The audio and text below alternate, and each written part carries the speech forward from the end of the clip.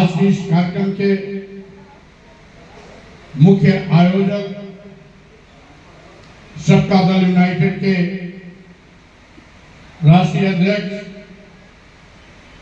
भाई प्रमोद लोधी जी हमारे बीच में मंच पर विराजमान हैं। राष्ट्रीय समानता दल के राष्ट्रीय अध्यक्ष भाई मोतीलाल शास्त्री जी, जन सेवा दल के राष्ट्रीय अध्यक्ष भाई दिनेश ठाकुर जी, साथ ही साथ स्वतंत्र जनता राज पार्टी के राष्ट्रीय अध्यक्ष भाई घनश्याम कोरी जी, हमारे बीच में संपर्क पार्टी के राष्ट्रीय अध्यक्ष पूर्व में आईएएस रहे भाई तपेंद्र शाक्य जी, हमारे बीच में विराजमान सामाजिक परिवर्तन के क्रांतिकारी योद्धा भाई धनीराम पैंथर जी, प्रदेश के उपाध्यक्ष अपनी जनता पार्टी भाई महादेव प्रसाद कुपरा जी, अपनी जनता पार्टी के प्रदेश के सचिव भाई धनीलाल मौर्य जी, हमारे बीच में उपस्थित कानपुर नगर के अध्यक्ष भाई प्रशांत मौर्य जी,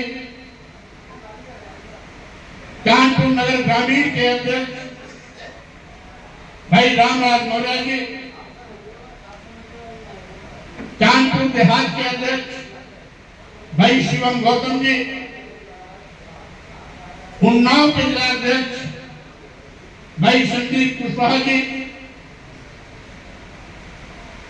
साथ ही साथ हम सबके बीच में उपस्थित भाई दीपू कुशवाहा जी, राम बाबू निषाद जी,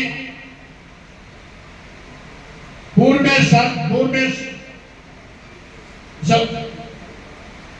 पार्षद भाई संजीत कुशवाहा जी, और इसी के साथ ही साथ हमारे बीच में सम्मानित साथी ज्वाला प्रसाद पासवान जी,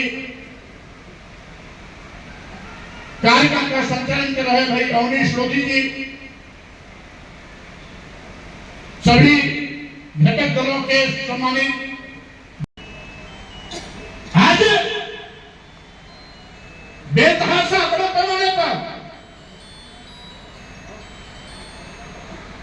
जब से भाजपा सरकार आई है नौजवानों को सरकारी नौकरियां मिलना बंद हो गई,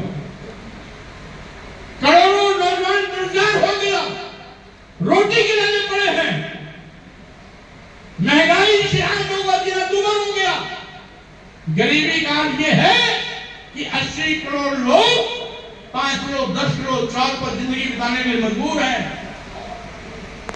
किसान को लाभकारी मूल्य देने का वादा करने के बावजूद भी लाभकारी मूल्य आज तक नहीं दिया गया, उसके उत्पाद का न्यूनतम समर्थन मूल्य भी घोषित नहीं किया जा रहा।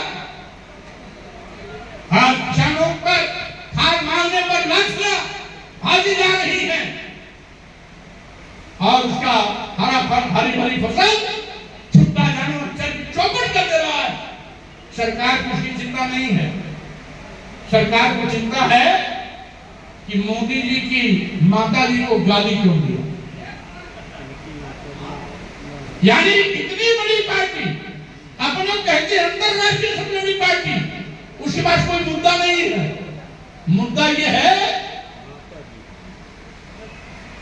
कि माता की गाली क्यों दी। अरे भाई, माता की गाली तो देना जिसने भी दिया उसकी मैं निंदा करता हूं। मोदी जी तो बहुत बड़े कुर्सी पर बैठे हैं, माननीय प्रधानमंत्री, हमारे समाज के अंतिम व्यक्ति का आदना सा व्यक्ति भी अगर है, उसकी भी बात को कोई गाली देता है, मैं उसकी भी निंदा करता हूं। लेकिन मैं पूछना चाहता हूं, जिसने गाली दिया माननीय मुख्यमंत्री नीतीश जी के साथ दर्जनों उनके फोटो हैं, इसका मतलब है भाजपा की साजिश के द्वारा ये गाली दिलवाई गई, जिससे कि भाजपा इसको मुद्दा बना करके बिहार में चुनावी वैतरणी पार कर।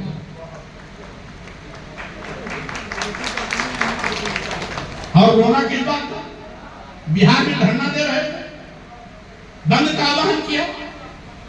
अरे भाजपा के लोगों, तुम देश की जनता की आग की फूल ठोकना बंद करो। बिहार में बंद का आह्वान क्यों किया? वहां तो तुम्हारे गठबंधन की सरकार है, भाजपा के गठबंधन की सरकार है, भाजपा के गठबंधन के मुख्यमंत्री नीतीश जी हैं। यानी तुम अपने गठबंधन सहयोगी के नेता के खिलाफ बिहार बंद का आह्वान कर। क्या पहले से संकेत नहीं दे दिया कि नीतीश तुम्हारी छुट्टी होने जा रही है? और फिर भाजपा के लोगों से मैं कहना चाहता हूं, अगर आपको मुद्दा ही उठाना था तो बेरोजगारों को रोजगार दिलाने का मुद्दा उठाते, किसानों को लाभकारी मूल्य दिलाने का मुद्दा उठाते, किसानों के उत्पाद का किसानों के उत्पाद का न्यूनतम समर्थन मूल्य की घोषणा करने का मुद्दा उठाते, गांव के प्राइमरी स्कूल की बेहतर बनाने का मुद्दा उठाते, और साथ ही साथ आज उत्तर प्रदेश और देश के राज्य आप मुद्दा उठाते कि कानून का राज होगा। आप आज देश बेचा जा रहा है, मुद्दा उठाते कि अब देश नहीं बेचा जाएगा, मुद्दा उठाते कि गरीबी खत्म करने का अभियान चलाया जाएगा, मुद्दा उठाते महंगाई को नीचे लाया जाएगा। लेकिन मुद्दा उठा रहे हैं माता जी गाली क्यों? गाली दिया किसी ने, उसके खिलाफ एफआईआर तुम्हारी सरकार है, एफआईआर कराओ।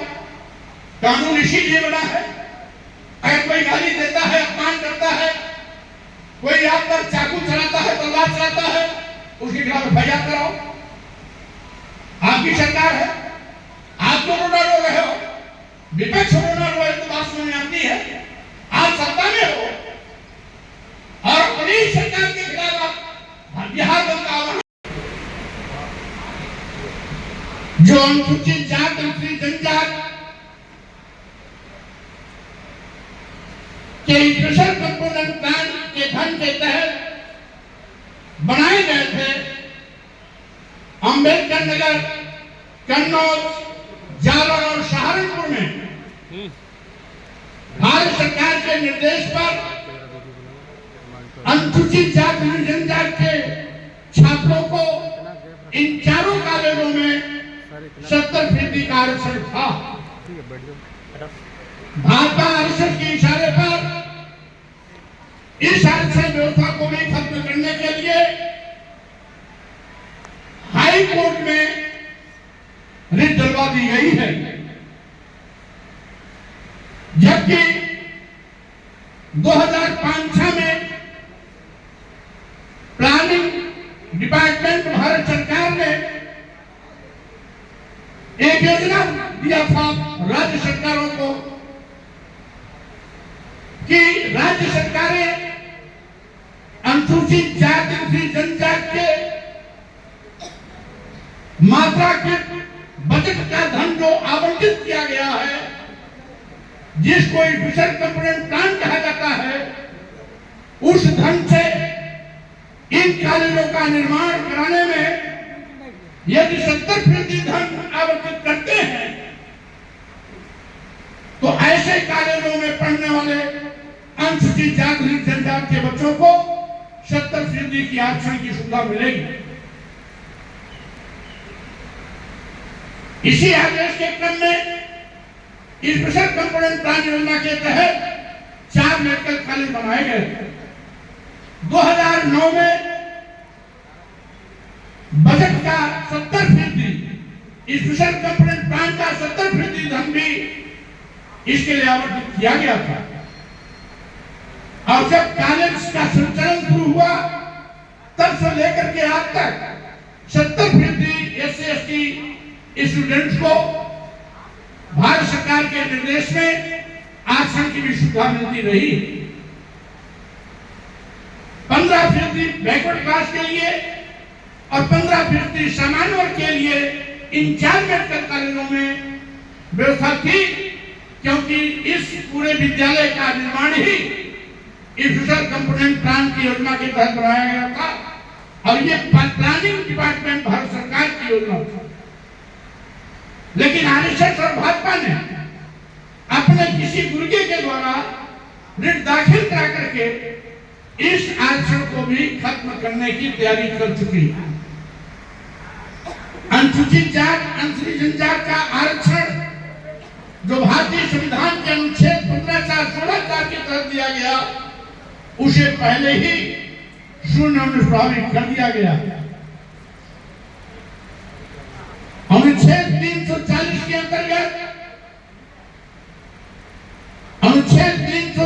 अंतर्गत पिछड़े वर्गों को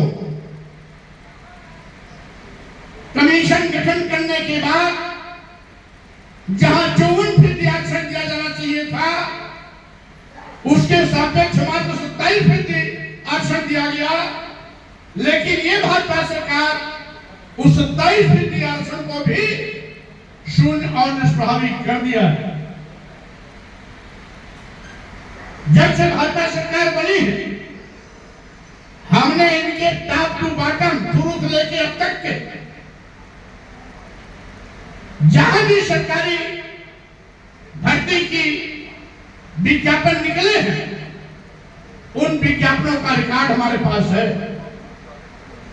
किसी विज्ञापन में न अनुसूचित जाति का आरक्षण पूरा किया गया, अनुसूचित जाति को 3%, 4%, 5% पे लाके लोग दिया गया, अनुसूचित जनजाति को 0.2, 0.5 पे लाके लोग दिया गया, और पिछड़े वर्गों को जिसको 27% की सुविधा थी, उसको 8%, 7% और ज्यादा ज्यादा आकर के 10% पे लाके लोग दिया गया। और इस तरीके से आज जातीय दुर्भावना से ग्रसित होकर के भाजपा सरकार काम कर रही है। मैं कहना चाहता हूं, हमारे SC/ST और बैकवर्ड क्लास के लोग जब चुनाव आता है तो भारतीय जनता पार्टी के पास जाती है, रिझाती है, हिंदू होने की गुहाई देती है, हिंदू कह करके आपसे वोट लेती है, आपका मान मनोबल करती है, आपका खर्चा भी करती है, और आप भी हिंदू बनने की चाह जोर दे देते हैं। लेकिन इस देश के दलितों, आदिवासियों, पिछड़ों, आपको आज सोचने की आवश्यकता है कि सही मायने में क्या आप हिंदू होते। अगर आप हिंदू होते तो हिंदू के नाम पर बनी हुई सरकार दलित, आदिवासी, पिछड़े हिंदुओं के आरक्षण को खत्म नहीं करती। इसका मतलब है ये केवल वोट देने के लिए आपको हिंदू कहते हैं, सत्ता में आने के बाद आप इनके दुश्मन बन जाते हैं। यही कारण है जब से सरकार में आए हैं, आपका आरक्षण सफा चेक कर दे रहे हैं, खत्म कर दे रहे हैं। जहां जहां भी आपको सुविधाएं दी गई थी, वो सारी सुविधाएं खत्म करके आपको मोहताज जिंदगी जीने की परिस्थितियां पैदा कर रहे हैं।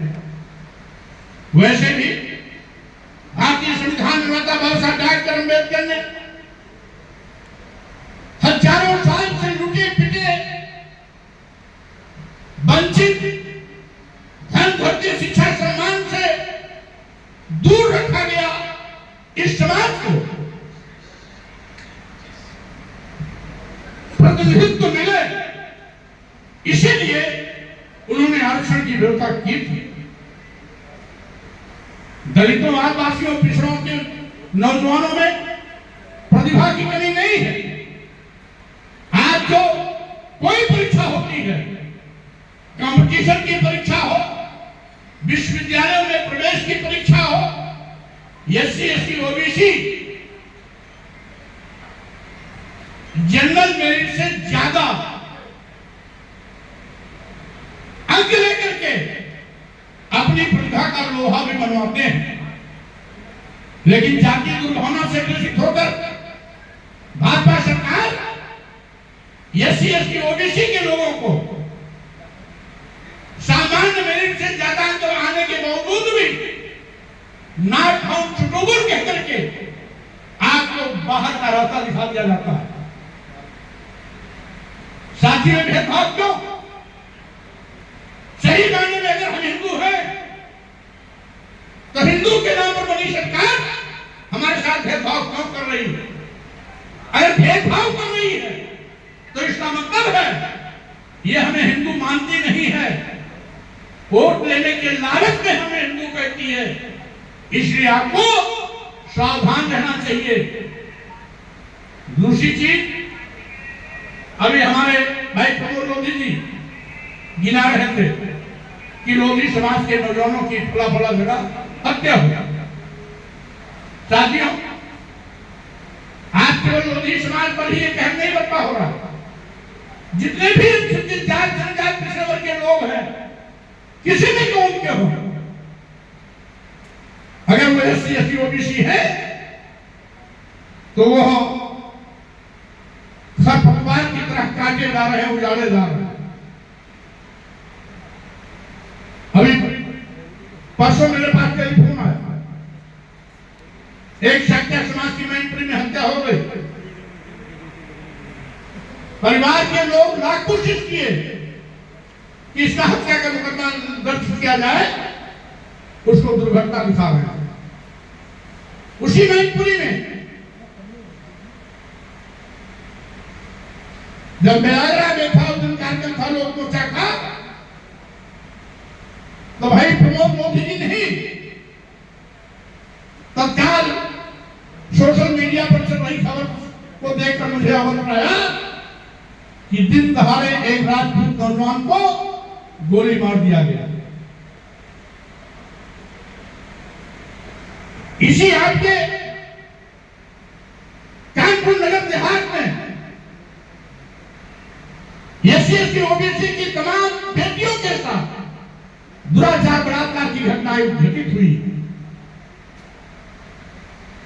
इसी फतेहपुर में कोरी समाज के 19 वर्षीय नौजवान को भाजपा के गुंडों ने इतना बुरी तरह मारा पीटा, पैरों के उंगलियों का नाखून निकाल लिया, मरा समझ करके उसको दफनाने जा रहे थे, जिंदा दफनाने जा रहे थे। गांव के किसी आदमी ने 112 पुलिस को सूचना दी। आनंद फंड में पुलिस पहुंची, गड्ढा खुद चुका था, लाश गड्ढे में डालने जा रहे थे, तब तक पुलिस पहुंची, अपने कब्जे में ली, जिला अस्पताल में भर्ती कराया, जिंदा बच गया, सुरक्षित हुआ। मैं उसके घर पर भी गया था। मेरे जाने का असर यह हुआ कि अपराधियों की गिरफ्तारी हुई। इसी तरीके से इसी रायबरेली में 6 महीने के अंदर 8 हत्याएं दलितों और पिछड़ों की हुई। आज भाजपा सरकार में मैनपुरी एक इटावा, जिसको यादवों का किला माना जाता है, उस इटावा में 2 यादव भाजपाचारी को किस तरीके से बंधक बना के पीटा गया, चोटी काटी गई, सिर का बाल छीला गया और महिला के मूत्र से उसे पवित्र किया गया। ये वही भाजपा सरकार है। जब कभी आदिवासी के सिर पर पेशाब किया जाता है और कभी किसी दलित के शरीर में मलमूत्र लेकर मोछा फेंका जाता है, ये वही भाजपा सरकार है जिसकी हुकूमत में देश के सर्वोच्च पद पर बैठे दो राष्ट्रपतियों को मंदिर में जाने से रोक दिया जाता है, क्योंकि एक दलित था, एक आदिवासी था, एक रामनाथ कोविंद जी थे जो राजस्थान ब्रह्मा मंदिर में जाने से रोक दिया गया था, और दूसरे आदिवासी महिला वर्तमान राष्ट्रपति द्रौपदी मुर्मू जी थी जो दिल्ली के जगन्नाथ मंदिर में जाने से रोक दिया गया। हमारे SC ST OBC समाज के लोग ध्यान से सुने, जब दलित आदिवासी समाज में पैदा होने वाले लोग राष्ट्रपति बनने के बाद भी मंदिर में जा नहीं सकते, तो आपका क्या वजूद है, आपकी क्या हैसियत है? इसलिए फर्जी हिंदू बनने की चाहत में अपने दुश्मनों को वोट देना बंद करो, कसम खाओ, नारा दो, वोट हमारा राज तुम्हारा नहीं चलेगा, वोट हमारा राज तुम्हारा, वोट हमारा राज तुम्हारा। ये नारा मानवर कांसी राम साहब ने दिया था, आज फिर से आवश्यकता है। जिन महापुरुषों ने समय समय पर हमारे सम्मान और स्वाभिमान की लड़ाई लड़ी, सामाजिक परिवर्तन के महानायक ज्योतिबा फुले जी, शिक्षा की देवी सावित्रीबाई फुले जी, फातिमा शेख जी, या आरक्षण के जनक छत्रपति शाहू जी महाराज, या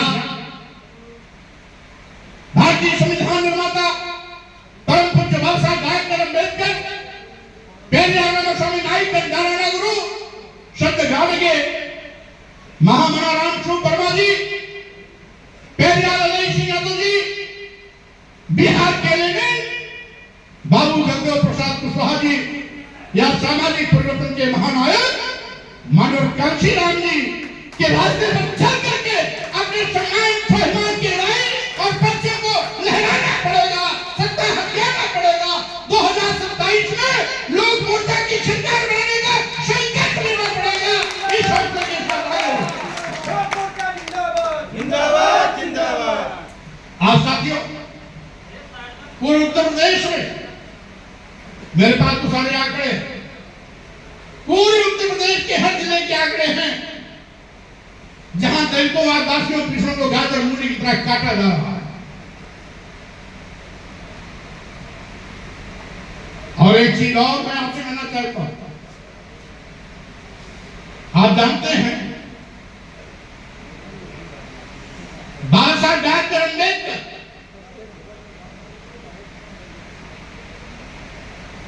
को बौद्ध धर्म क्यों स्वीकार करना पड़ा?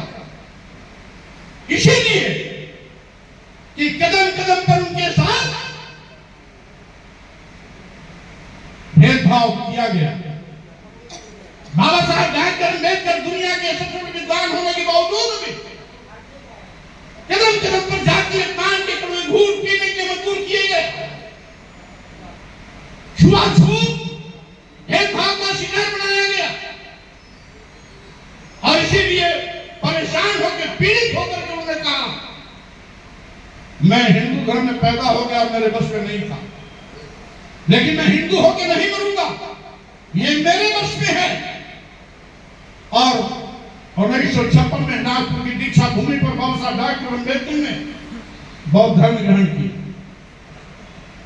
बाबा साहब अमर रहे, अमर रहे, अमर रहे। बाबा साहब डॉक्टर अम्बेडकर ने बौद्ध धर्म ग्रहण करके आने वाली पीढ़ियों को, यानी हम सबको एक रास्ता दिखाया। अरे बहुजन समाज के लोगों, तुम्हारे सम्मान और स्वाभिमान का रास्ता बुद्ध के रास्ते पर जाता है। जब बुद्ध के रास्ते पर चलोगे तो सम्मान और स्वाभिमान सुरक्षित रहेगा, और जब तक तुम हिंदू बनने की चाहत में परेशान होगे तब तक इसी इसी तरीके से काटे जाओगे, मारे जाओगे, आपका सर काटा जाएगा, आपका आरक्षण मारा जाएगा और आपके साथ छुआछूत की बीमारी के साथ भेदभाव किया जाएगा। आपको जानवर से बदतर जिंदगी जीने की परिस्थितियां पैदा की जाएंगी और जिसके नाते आप हमेशा अपमानित होते रहोगे। साथियों, मैंने इसको इसलिए कहा कि भारतीय जनता पार्टी इस देश के दलितों, आदिवासियों, पिछड़ों को हिंदू की दुहाई देकर मुसलमानों से लाने का काम करती है। आंख खोल के, कान खोल के सुन लीजिए, इस देश का मुसलमान, इस देश का ईसाई, वो सब आपका भाई है। जैसे बाबा साहब डॉक्टर अम्बेडकर जाति अपमान के कड़वे घूंट पीते पीते परेशान होकर बौद्ध धर्म ग्रहण किया, उसी प्रकार से हमारे दलित, आदिवासी, पिछड़े समाज को भाई कभी सम्मान स्वाभिमान की चाहत में हिंदू धर्म छोड़कर इस्लाम धर्म कबूल कर लिया, मुसलमान बन गए, तो कभी ईसाई धर्म कबूल किया, ईसाई बन गए। आप चले जाओ तमिलनाडु में, कर्नाटक में, केरल में, समुद्र के किनारे जितने भी लोग हैं, 70% आबादी वहां ईसाइयों की है। वो सारे के सारे या तो आदिवासी हैं या दलित हैं। उनके रंग हम आप जैसे हैं, वो भी काले कलूटे दूल्हे पतले हैं, तो अंग्रेजों द्वारा अंग्रेजों जैसे गोरे चिट्टे नहीं है। यहाँ का मुसलमान भी जैसे आपका चेहरा गोरा है वैसे वो भी है, क्योंकि वो भी देश का दलित था, आदिवासी था, पिछड़ा था। कभी इस्लाम धर्म कबूल किया, मुसलमान बन गया, और कभी ईसाई धर्म कबूल किया, ईसाई बन गया। गुरु नानक ने तो इस हिंदू धर्म को हमेशा हमेशा के लिए अलविदा कह करके सिख धर्म में दान किया, जिसमें कोई मूर्ति पूजा का स्थान ही नहीं है। और बाबा साहब डॉक्टर अम्बेडकर ने बौद्ध धर्म ग्रहण कर आपके लिए भी रास्ता दिखा दिया कि आपके सम्मान स्वाभिमान का रास्ता बुद्ध की ओर जाता है, धर्म की ओर जाता है, संघ की ओर जाता है। हमने इसलिए कहा कि ये लोग भाई को भाई चलाते हैं, यानी बैकवर्ड शेड्यूल ट्राइब से यही समाज के लोग कभी बौद्ध बने, कभी सिख बने, कभी ईसाई बने, कभी इस्लाम मुसलमान बने, लेकिन बेसिक रूप से, मौलिक रूप से वो सब हमारे भाई हैं, हमारे भाई थे।